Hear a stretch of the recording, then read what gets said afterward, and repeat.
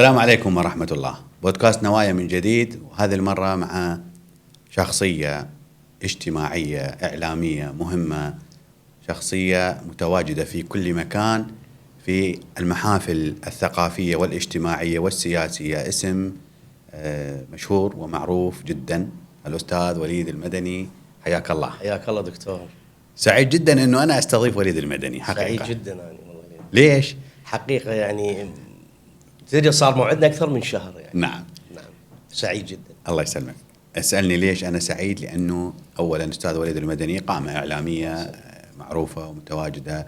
وليد المدني هو الذي يستضيف الناس، فأنا دائما يعني فرحان لأني أنا راح نستضيفك حتى أولا أنت من حقك أنه إحنا نخليك في الله يبارك فيك أن تجلس بمكان الضيف. أنت مو دائما أعتز بها الشهادة، وأنت إن شاء الله من أهل الدار. الله يبارك.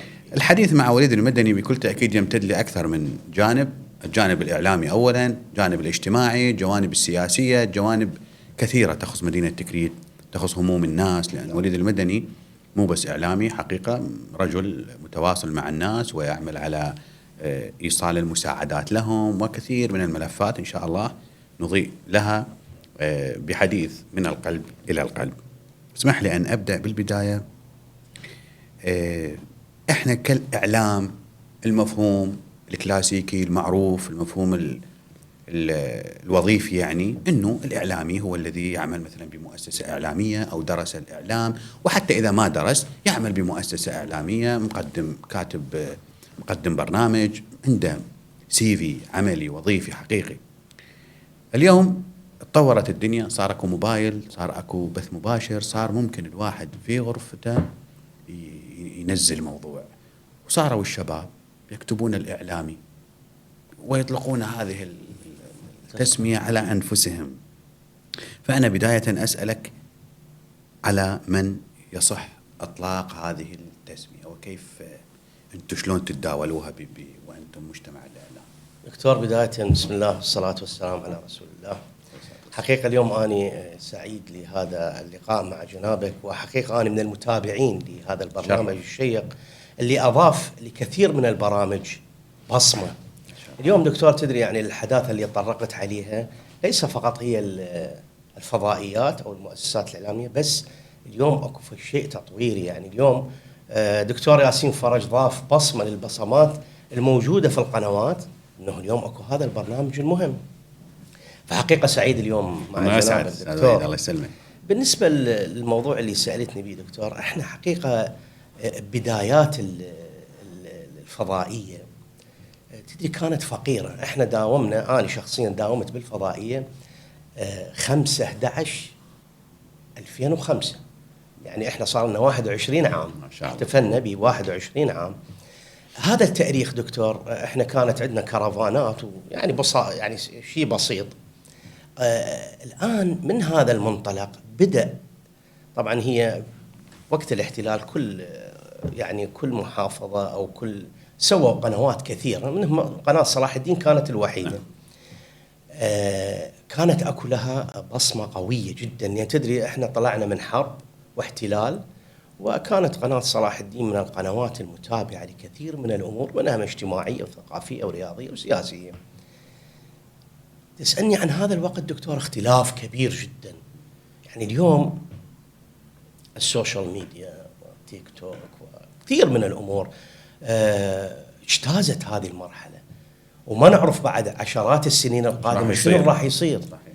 وحقيقة يعني أكو كثير من الأمور مرات تخليك، يعني كثير من الناس قالوا نريد مثلا نفتح إذاعات وفضائيات، بس من شافوا العمل اختلفت الأمور.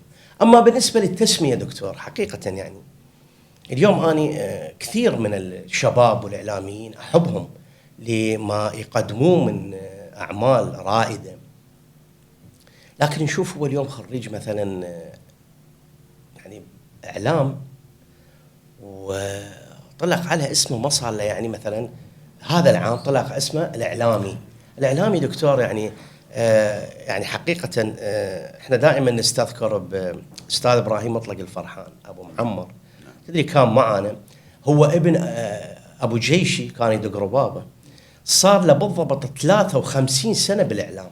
لكن يقول ما اقدر اقول، يعني اللي يقول لي الاعلامي ابراهيم اقول له بس لا تقول اعلامي، قول مع مقدم البرنامج ابراهيم مطلق.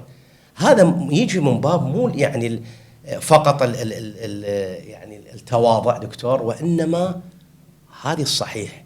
لكن اليوم الاعلامي نعم، كل من هو اعلامي يشتغل بالمؤسسه المرئيه والمسموعه والمقروءه يقال عليه اعلامي، لكن احنا نريد نطلق على الاسماء الحقيقيه للاعلاميين. واحنا دائما تعرف انت دكتور نقول لهم يابا دائما عبر البوستات الموجوده يابا لا تكتبون كل شيء.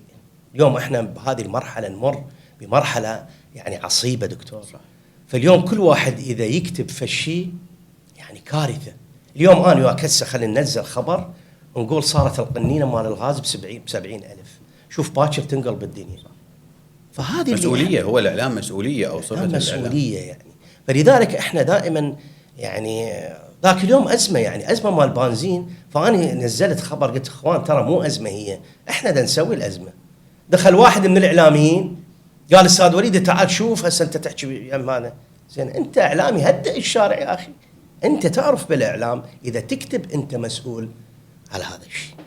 اذا الاعلام مسؤوليه، هي مو مسؤوليه كبيره. احنا انا شنو قصدي؟ انا قصدي اليوم يعني هل اعتراف مثلا انتم الجيل، خلينا نقول جيل الاعلاميين الكبار، ممكن ان يعترفون، يعني لازم يعترفون بالسوشيال ميديا وبالادوات الجديده، ولكن هو مو صفه تطلق، واحد يطلق على نفسه، هو لازم عمل يقدمه وموجود مثلا صحيح. كبرنامج يصير مؤثر هو صحيح. كشخص هذا المفروض يكون. من خلال مسيرتك واليوم انت تعمل ايضا يعني من خلال التنوع اللي تعمل به، نشوفك بالاذاعه تشتغل استاذ وليد.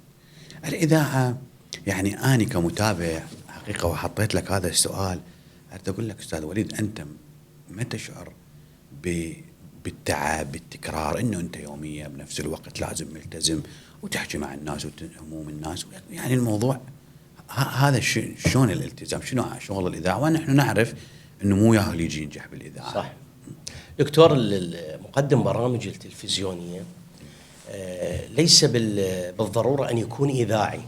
يعني اليوم الاذاعه تختلف، مسموعه طبعا، تختلف عن الفضائيه او البرامج المشاهده.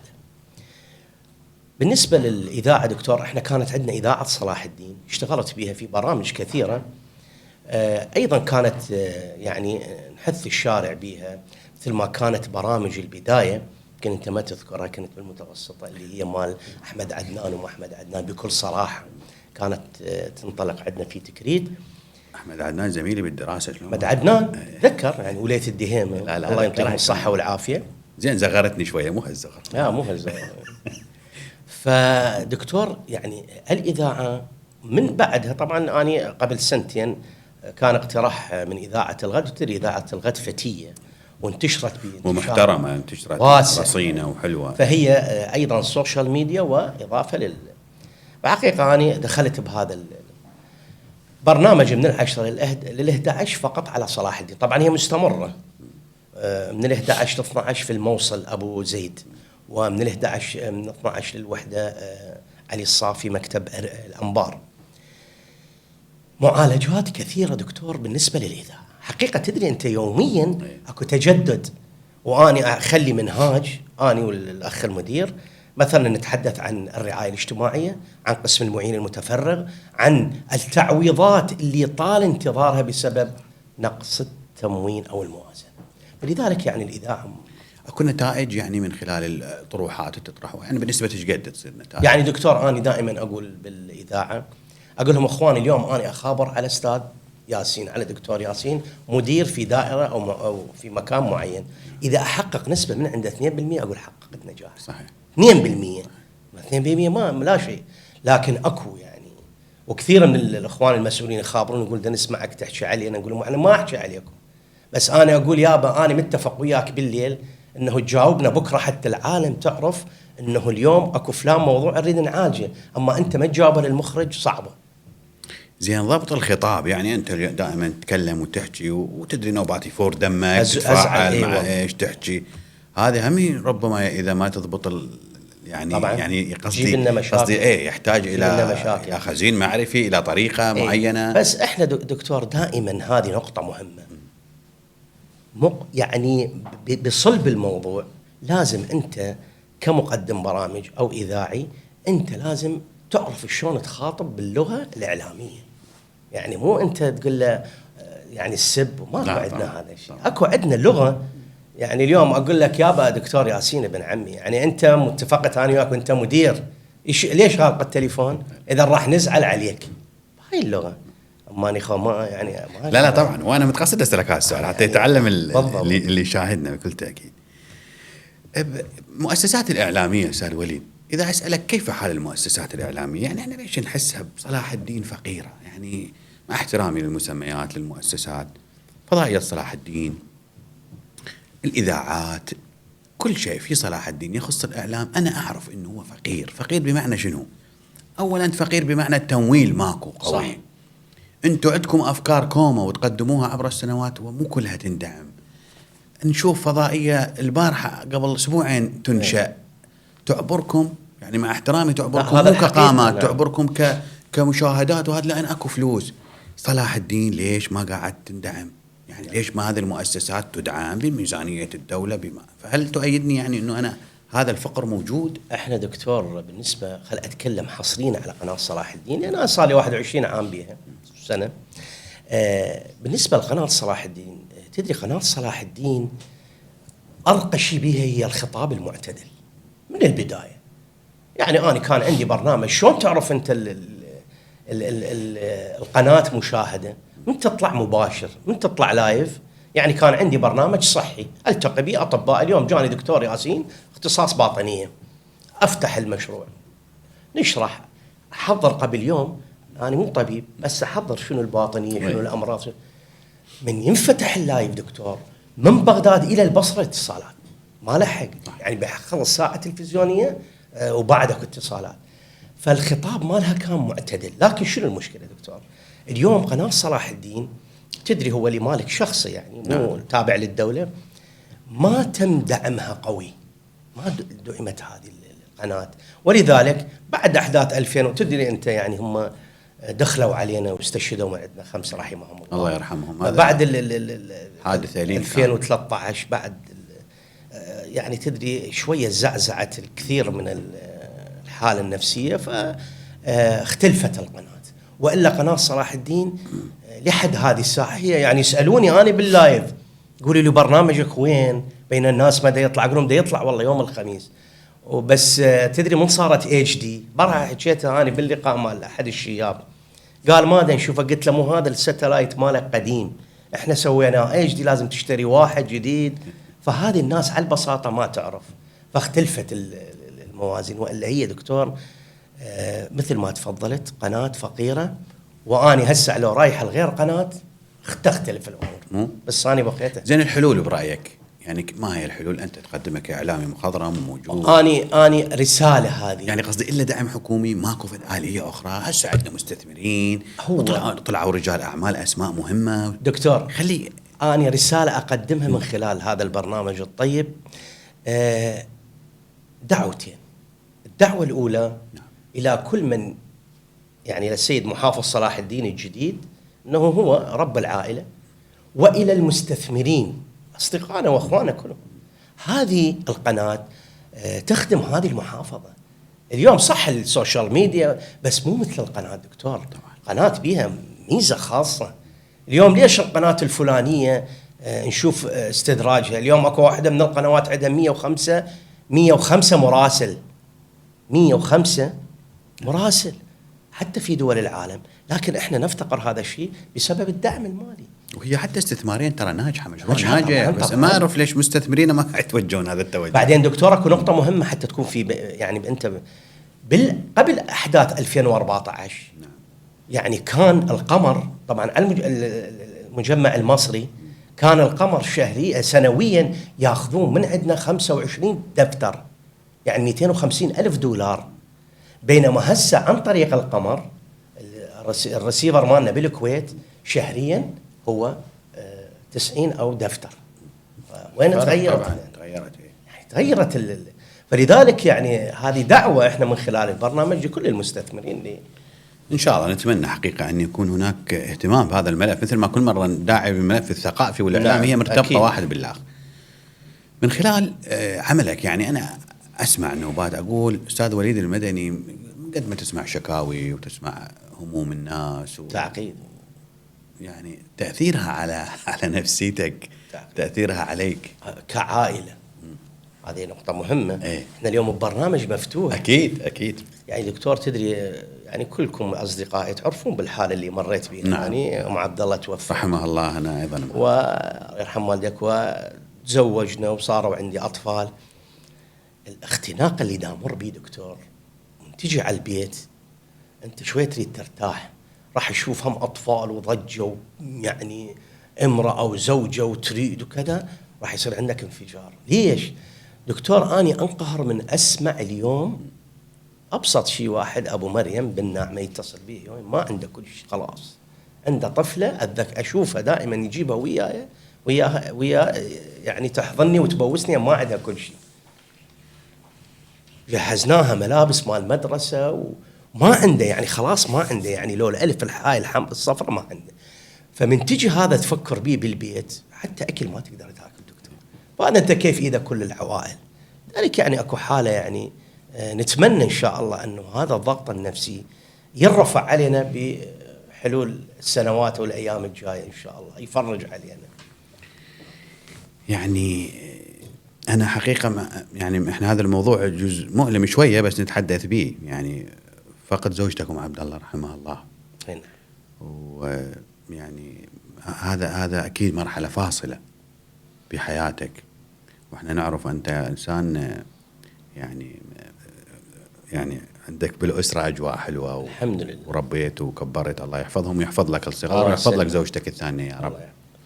كيف كان تأثير هذا الفقد على وليد المدني؟ دكتور طبعا تدري مرات مثلا من تسمع شخص يتكلم ما تحس بما هو الفعل اللي بيه بداخله. يعني إذا أنا أسرد لك اليوم ساعة من الكلام، بس كفعل داخلي يختلف دكتور. يعني تعرف اليوم أنت مواكب 20 25 سنة 30 سنة أهلك يعني والأحداث اللي صارت، وكنا في أربيل، تركيا أول مرة، بعدين في أربيل والحمد لله. لكن تفقد عزيز عليك في هو أمر الله سبحانه وتعالى. نعم بالله. لكن الآن من هذه المرحلة دكتور لازم أنت تبدي الشق طريقك نحو الصحيح. قد يكون شق الطريق مو صحيح بسبب يعني أو آخر، بس هي كلها مكتوبة من الله سبحانه وتعالى. لذلك يعني يجب أن يكون الطريق صح والاختيار صح، في سبيل أن تستمر بالحياة. الإعلامي يعني من دائما عندك جو وعندك تصوير، وانت عندك ضغوط وعندك مشاكل، سواء بالبيت سواء خارج البيت، سواء انت حزين سعيد، من تطلع لازم تنزع هذه تطلعها. لازم. هذه تتطلب يعني مو سهلة، مواصفات خاصة، شلون تستعد لها؟ مو سهلة دكتور يعني طبعا أنا أتقصد أسألك هذه الأسئلة حتى الشباب يسمعون. صح يعني دكتور مو سهلة. وهذا أخذني الآن، استذكرني إلى المرحوم أستاذي رحمة الله عليه الدكتور فرج ياسين. الله يرحمه عليك.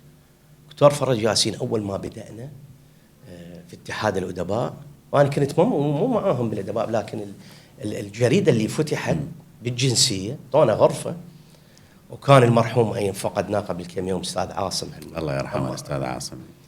فدكتور فرج يقول لي أخي العزيز لا كتابة ولا ورقة ولا شيء، يقول له العاصم شاي وجقارة يلا نقدر نشتغل رحمة الله عليه. فبدايتنا كانت من ينطينا الأمور. طبعا أنا ودكتور إسامة كانت عندنا صفحة التحقيقات، تدري ماكو لا فضائية ولا كل شيء. كان بال 2004 الاحتلال هسه بعدنا. فكونت جريدة، طبعا قبلها كونا جريدة أنا ودكتور إسامة وأستاذ رياض سميناها ديوان تكريد. صحيح. من تمويننا. صحيح. كانوا يذكروها الولد يعني، بس شفناها بس ثلاثتنا. صارت مجال واسع بجريدة البداية، قمنا نتحدث عن الناس والتحقيقات والفقراء. هذا السؤال أخذنا لهذا المنطلق دكتور. يعني اليوم إحنا يعني أكيد لازم ياخذنا إلى مكان صحيح. اليوم الإعلام دكتور، الإعلام هو رسالة حقيقية لا غبار فيها، لكن نشوف اليوم أكو مع الأسف اليوم اشاهد كثير من الناس والشباب يسمعوني اليوم، ما صار فحوى بالعمليه الاعلاميه. يعني اليوم يفتح لك الزنجيل وطلع لك 4 لوجات نصبها. صحيح. هم راح يزعلون علي. صحيح. لا بس هذا كلام. بس هذا الكلام دكتور، هو ليش طلع 4 لوجات؟ لأن على مود العيشة يجوز هاي القناة راح تنطي 20,000 هاي 30,000 على التقرير، بس ما قدم فحوى حقيقي أنه هو مراسل حقيقي لهذه القناة. لذلك هذا المنطلق دكتور احنا زين هذا السبب. أنا أشوف يعني هذه الحالة خاصة وأنا شايفها كثيرا، لأن أنا نوبات بالفعاليات تطلب مني لقاء نعم. من نفس الشخص يخليني أعيد الكلام أكثر من مرة، كل ساعة يبدل لوجو. هذا السبب أنا أشوفه مو دكتور الشباب، سبب المؤسسات الإعلامية أو إدارة المؤسسات الإعلامية التي جعلت من الإعلام، يعني احنا همين نعتب مو على الشباب والإعلاميين، نعتب على من يسمح لكل من يريد أن يسوي فضائية. هي الفضائية همين هو ما عجبني أنا على غفلة أسوي غير هم دراسة، غير هم أكو جدوى، غير أكو جدوى على المجتمع، على الإعلام، شنو مكانتها، ماذا ستقدم، هل هذه الفضائية راح تقدم شيء جديد. فهو حقيقة ملف يعني طويل مفتوح، لأن اليوم ما أعرف أنا، يجوز أنت تعرف عدد الفضائيات اللي بالعراق قد يجوز عندك كثيرة جدا. الإعلام يعني حقيقة هو شيء حلو، لأن أنا النوبات هسه من أشوف الشباب أفرح من أشوفه، وأنا متأكد أنت أيضا تفرح من أشوف شبابنا اللي يستخدمون الإعلام، مو قصدي كمراسل وكمقدم لا، وإنما منصة يستخدمها يقدم شيء عن تكريم، أفرح يسوي شيء عن، وعندنا أسماء كثيرة اليوم من الشباب الحلوين على بساطتهم حلوين جدا، كيف بيهم إحنا، لأنه قاعد يستغل هذه المنصة بشيء حلو. وبما أن الحديث جاء عن تكريت، فتكريت مثل ما نحب إحنا نسميها ما سر تعلق أهل تكريت بيها. يعني إحنا نتهم من الآخرين يقول لك أنتوا يعني حيل تكريت عندكم صح، يعني سامعيها، وبنفس الوقت يقولون أنتوا يعني أكو مبالغة، وبنفس الوقت أنتوا ما وفيتوا مع مدينتكم، مع أمكم هاي اللي تحبوها، تتكلمون عليها ويقصدون يعني جانب الانتخابات، جانب صح. السياسة. فأسألك أولا، ماذا تعني تكريت لوليد المدني؟ وهل أنت من تقدم ومن تشتغل تفكر بيها وتهمك اسمها؟ وآخر شيء أريد منك أسمع كأحد شخصيات تكريت المهمة، ما هي العلة بينا حتى ما قاعد ننجح في هذا الموضوع؟ دكتور تكريت حقيقة يعني مو فقط تكريت فغ الشيء خلانا يعني حقيقة، يعني اليوم مش كثر سافرنا، تدري اليوم الأبو مدرس وأبو التعليم، اليوم كل فترة بمحافظة، عشنا في بلد وفي بغداد لكن تكريت بقت متعلقة بينا. ليش دكتور؟ يعني هسه أنا مثلا أكبر منك، أنا مواليد 66، يعني هسه إحنا بعد كم شهر أنا أتناوش 60 عمر، يعني إن شاء الله طول العمر. بالسبعينات إحنا شباب يعني واعين، نشوف تكريت مثل ما ينزلها رياض هسه هذه تكريت الحقيقية. من جاء جيل اللي أنتم وراكم يجوز الوراكم ما عاش هاي اللحظات، بس سمع من كبار السن تكريت. أنا أحكيها بالحلقات مالتي، أقولهم تكريت قبل من يحط المائدة الرمضانية يقولهم شفتوا بيت أم محمد خاب ما عنده فطور. هذه الحالة وقصص كثيرة سمعناها احنا ما شايفيها. مثلا الحاج إبراهيم الضرار اللي هو أبو أستاذ يحيى رحمة الله عليه، كان رجل يعمل فافون يبيض، فيفتحون هاي الحكي بالأربعينات، يفتحون من وراء الفجر، فيقول أول ما ينزلون جماعة الجزيرة يشترون يبيعون جداري وكذا. يقول من عادات أهل تكريت قبل يطلع الكرسي بباب المحل إنه بعد ما بايع كل شيء. يقول فمن يجي واحد يأخذ جدرية يأخذ كذا، يجي الثاني أشي يسوي إبراهيم الضرار الله يرحمه جدنا، يقول أطلع أباوع من الكرسي ماله باب المحل. أقول له يابا ترى ذاك نفس الغراض مالتي الله، بس ما باوع تروح اشتري. الله. فلذلك هذا حب تكريت كانت. فدكتور انغرس بينا. ولذلك هسه كثير يسألوني أنت قدمت وصار لك 21 سنة ومجالات واسعة بالفضائية، هواي اختاروني. يعني أنا جاني الأستاذ عبد السميع أول ما توفت أم عبد الله، قال لي وليد أكو برنامج وكذا هسه يقدمه علي الخالدي. قلت له والله أستاذ عبد السميع أنا أفكر أتوخر شوي عن الإعلام، تدري صارت لحية وضجيت لكن ما رحت لأي قناة. ليش؟ لحب هذه المدينة، حب صلاح الدين من أقصى الدجيل إلى أقصى الشرقات، ما أطلع يعني قليل أطلع برا. فتكريت غير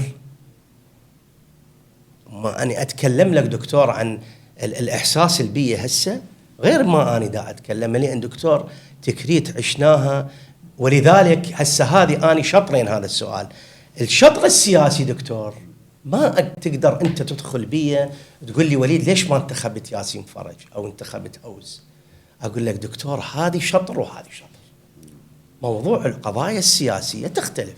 لكن كحب تكريت أحب التكريت.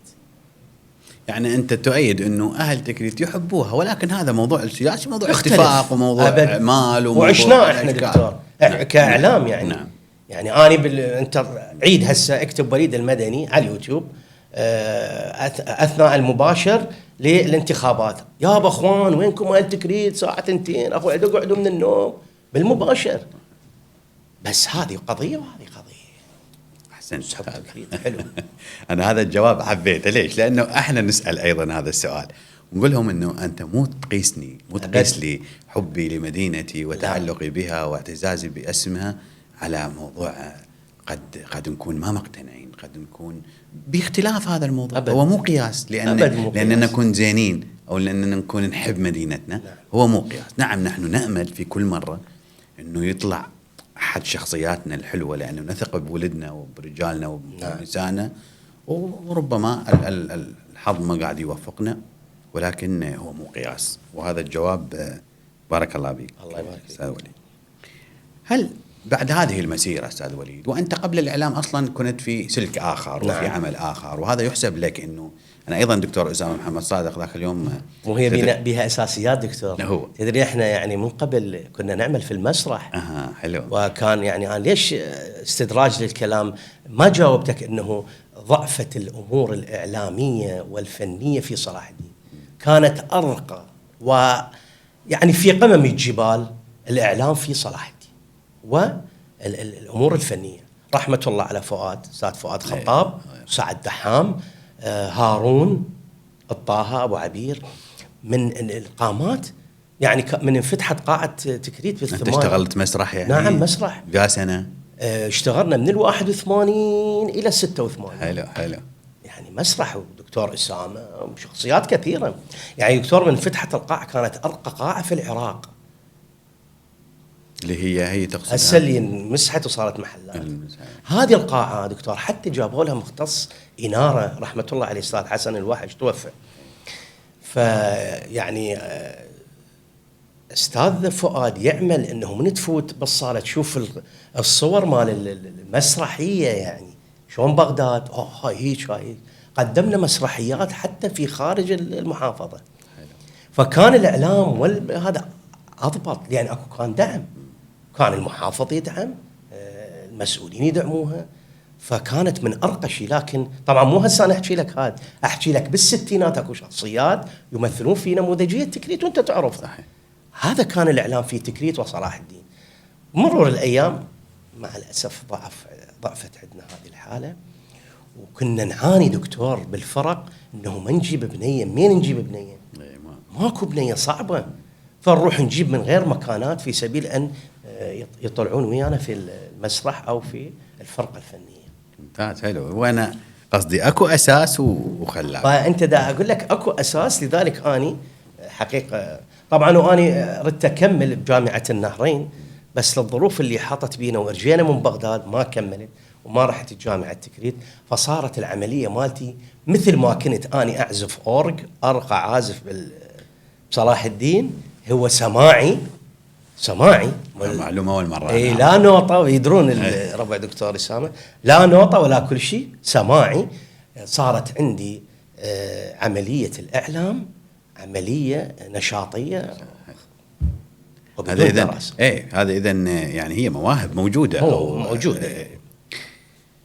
احنا يعني بعد هذه مسيرتك قبل سابقة، وظيفتك بعدها، بعد الاحتلال، إذن عمر من الوظيفة، من التواصل مع الناس 21 قوية ما شاء الله. عمر طولة العمر لك. هل انتصرت على حروبك؟ هل انتصرت حققت الأشياء اللي تحبها اللي تريدها اليوم؟ يعني إذا أسأل وليد المدني، أنت راضي عن مسيرتك أم أنه دائما الإنسان عنده أفق وعنده أشياء يريد يسويها بعد؟ دكتور، أسمع مرات يقولون، يعني أنت سامعها كثير، ترى العمر مجرد رقم. هذا حكي دكتور. هسه تدري أنا قوة جيتك يعني من وراء الانزلاق. يعني أكو عمر للعمل. يعني دكتور، أنا أتذكر كنا نطلع من الساعة 8 الصبح نرجع بالسبعة 6 المغرب، مد يعني مد للجزيرة لعوينات، ما نخلي الناعمة. كنا نحقق نتائج في سبيل أن نوصل. يمكن أنت تأيدني، أكو موضوع دائما نسمع، يعني أنه العمر ليس إلا مجرد رقم. دكتور يعني أنا تدري قوة لو وصلت عليك من وراء الانزلاق. لا تبعد عين. لا دكتور، حقيقة يعني اليوم تدري، اليوم الإنسان يعني عمر وكبر وإلى آخره، مو مثل ما هو شاب. لذلك أنا هسه أتكلم عليه، إحنا نأيد الشباب وندعمهم، يعني الشاب من يكمش اليوم المايك ويكمش الكاميرا مو مثل ما يعني صار له فترة الواحد. لذلك اليوم الرسالة هو النقل الواقع الحقيقي. كثير اليوم إنه يسمعون إعلام وما بس، لكن هو هاي الحقيقة دكتور. فيعني استفادينا من هذه الخبرة ونقلناها إلى كل إنسان يحب أن يستفاد. اليوم كثير من الناس تقول أنت شلون تواصل بين عملك وبين بيتك وبين الله سبحانه وتعالى حقق لنا كل شيء. ودائما أقولهم، علمني أحد المشايخ الله يحفظه، قال أول ما تطلع قول إن شاء الله عملي اللي خالص لوجهك يا رب العالمين. فحتى لا تصير بي رياء. مرات تدري دكتور يكتب لي دكتور ياسين وليد أنت ليش تسوي هيك وتطلع سلة رمضانية يجوز؟ أقولهم عاد على الهوى أخوان، هذه إحنا ندعو نقول إن شاء الله مو رياء، بس كثير من الناس يخابروني يقولون والله عندنا زكاة فطر أو عندنا زكاة بس ما نعرف وين نوديها. وأنت دا تطلع ناس فعلا محتاجين. هو هذا بيت القصيد دكتور، إحنا دا نيجي على بيت القصيد. إذن يعني الآن يعني أنت قلت إن أنت تعبان جسديا، بس إن شاء الله أنت كل شيء ما بيك. وطبعا إحنا نسينا نقول لك عمره مقبولة، أنت جاي من العمرة قريبا. جزيت لك منك رسالة، جزيت رسالة حلوة ودعاء. يعني أنت جيت على بالي أنا في صلاة الفجر والله وديت الله يسلمك. حقيقة كنت سعيد جدا وأشكرك. إن شاء الله يتقبل منك الله. ولو أنا ما جيت سلمت عليك وهذا حسب ضدي، يعني أنت هم مشغول. أستاذ وليد، أنت ذكرت الآن إذن يعني خلينا نقول إن الإنسان لما يصل إلى عمق التجربة، إلى هو يحس إنه اكتفى. نفرض الآن وليد المدني يعني اكتفى بالأحلام الأخرى وسوى كل شيء، قدم قد يكون وصل فكرة، قصدي قدمت برامج تلفزيونية، قدمت برامج إذاعية، وما زلت تقدم، وإن شاء الله يعني لك الصحة والسلامة.